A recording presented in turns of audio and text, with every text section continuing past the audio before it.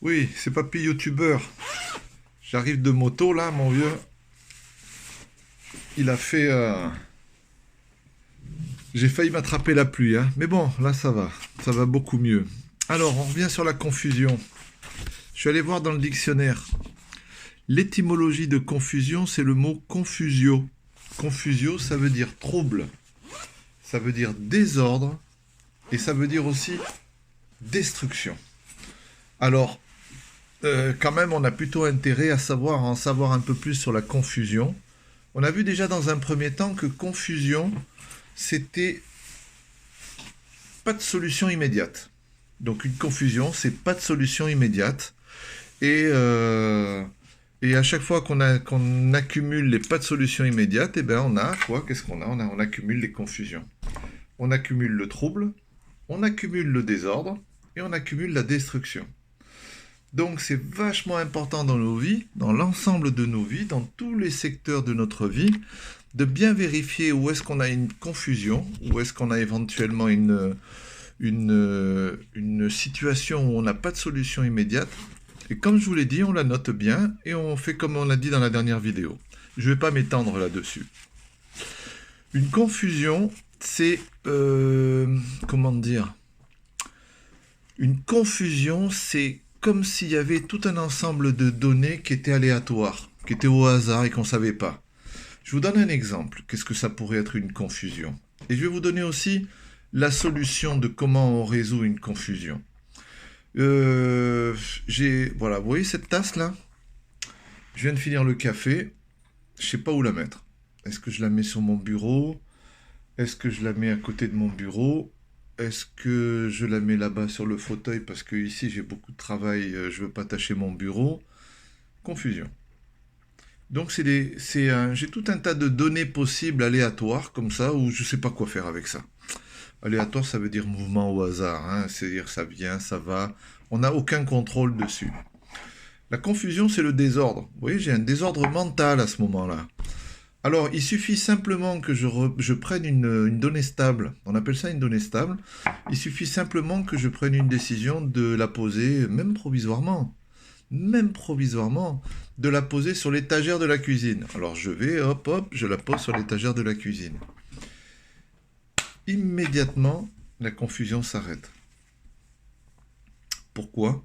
Parce que j'ai trouvé une donnée stable qui a fait que toutes les autres données, elles s'annulent, et donc j'ai plus plein de choses dans la tête qui tournent autour de moi, de solutions possibles, etc., etc.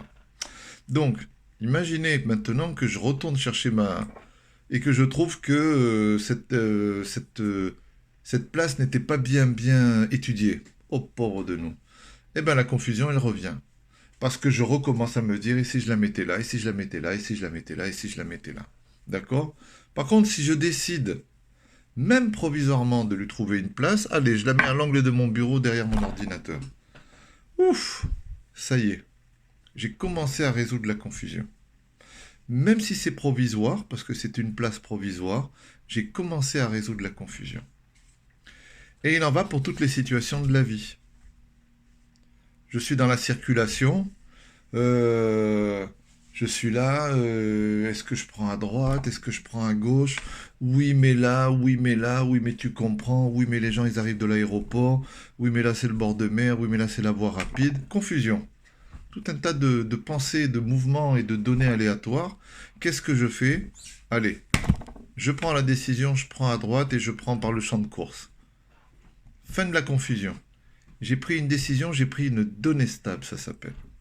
Une donnée stable, c'est quelque chose sur laquelle on va s'accrocher pour organiser tout le reste. Et donc, toutes les autres données, elles s'en vont. Pourquoi? Parce que j'ai pris une donnée stable. Vous voyez? Le matin, quand on se réveille, on peut avoir un paquet de pensées comme ça. On peut avoir un paquet de... On pense au boulot, on pense à ça, on pense au percepteur, on pense qu'on doit faire ci, on pense qu'on doit faire ça, etc., etc.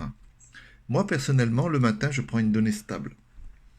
Voilà, je dis, ok, maintenant, je me lève, je vais faire mon café. Et le simple fait de dire je prends mon café, après je sais que tout de suite je peux aligner. Après derrière je vais prendre à la douche, je regarderai mes comptes en banque, je vais faire ma liste des choses que j'ai à faire en priorité, j'ai un appel ou un message tout de suite à faire. Et toute la confusion se résout. Parce que j'ai pris une donnée stable, une seule, sur laquelle j'ai pu aligner tout le reste. Et j'ai commencé à résoudre la confusion du matin juste avec cette donnée stable. Voilà, c'était pour vous donner 2-3 exemples comme ça. Je suis sûr que dans votre vie, vous allez pouvoir en trouver un paquet. C'est vachement important, je vous le répète. La confusion, l'étymologie du mot confusion, c'est confusio. Trouble, désordre, destruction. L'ordre, c'est la construction. La confusion, c'est la destruction. Donc on a plutôt intérêt à résoudre toutes les confusions qu'on voit, apprendre à les repérer. Apprendre à les repérer. Quand on a plein de choses qui viennent de droite et de gauche comme ça dans un mouvement aléatoire, c'est une confusion. Quand on n'arrive pas à avoir une solution immédiate, c'est une confusion. Quand on n'a pas de production, quand on n'arrive pas à sortir un produit selon la définition dont je vous ai parlé dans mon avant-dernière vidéo, c'est une confusion. Parce que l'ordre amène le résultat, l'ordre amène la production et le résultat, le désordre amène pas de production, pas de résultat, de la destruction. Donc on a plutôt intérêt à devenir des professionnels de la gestion des confusions. Voilà, c'était Papy YouTuber qui a fait sa dernière vidéo sur le sujet des confusions. Une petite, un petit résumé de tout ce que pouvait être une confusion. On peut en avoir par rapport à sa propre vie. On peut en avoir par rapport à son couple. On peut en avoir par rapport à son boulot. On peut en avoir par rapport à ses possessions, par rapport à son rangement. Repérons les confusions, gérons les confusions de manière à ce qu'elles ne reviennent plus jamais et on vivra bien plus heureux. Voilà, j'espère que cette vidéo vous aura été utile, que vous allez bien appliquer le sujet de la confusion et vous serez bien plus heureux. Voilà, c'était Papy YouTuber et c'était la dernière vidéo sur la confusion. Bonne journée!